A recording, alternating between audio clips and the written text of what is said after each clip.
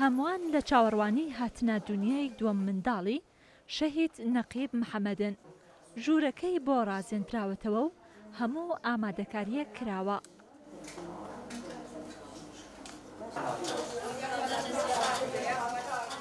دوای چەند کاتژمێرێک شۆخان و منداڵەکەی لە ژووری نەشتەرگەری و بەشی خودەج هاتنە دەرەوە و دێنە ژوورەکەی خۆیان بە تەندروستێکی باشەوە. بەنازی ئێوە گەورە بێ. منداڵەکە کچە و ناوی لێ دەنرێت یامور کە نەقیب محەممەد لەگەڵ شۆخانی هاوسەری ئەو ناوەیان دیاری کردبوو کە دووەم منداڵی کچیان ناوبنێن یامور. بەڵام یامور بێ ئامادەبوونی باوکی چاوی بە دنیا هەڵهێنا.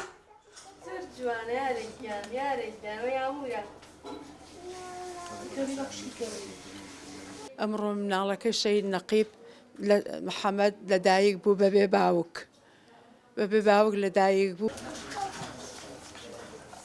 شۆخان و نەقیب محەممەد خاوەنی کچێک بوون بە ناوی یاران کە لە ئێستادا تەمەنی 5 ساڵە. ڕۆژی 2 ئاداریش دووەم کچی خێزانەکە لەدایک بوو.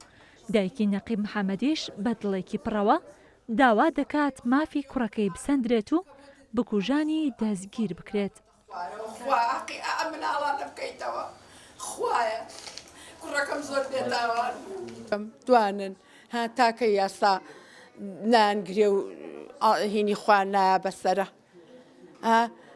منیش چ دەسەڵاتێکمانە پیرە باوکێک و 3-4 خوشک ها چی بکەین چ دەسەڵاتێکمان هەیە دەبا بیان گرن باغی کەش وا لێ نەکەن بە کەسی کەش ئاوا ماڵی کەسی کەش بە قوڕ نەگرنەوە ئەویان کرد پێینە خراپترەکەن لەگەر نەگیرێن. نەقیب محەممەد لەتیفی تەمەن 36 ساڵان شەوی 4/12/2021 لەگەڵ 3 پۆلیسی دیکەی بەڕێوەبەرایەتی بەرەنگاربوونەوەی توند و تیژی دژی شنان و خێزان دەچن بۆ ناوچەی تانجەرۆ بۆ دەستگیرکردنی داواکراوێک کە توند و تیژی بەرامبەر ژنەکەی بەکارهێناوە.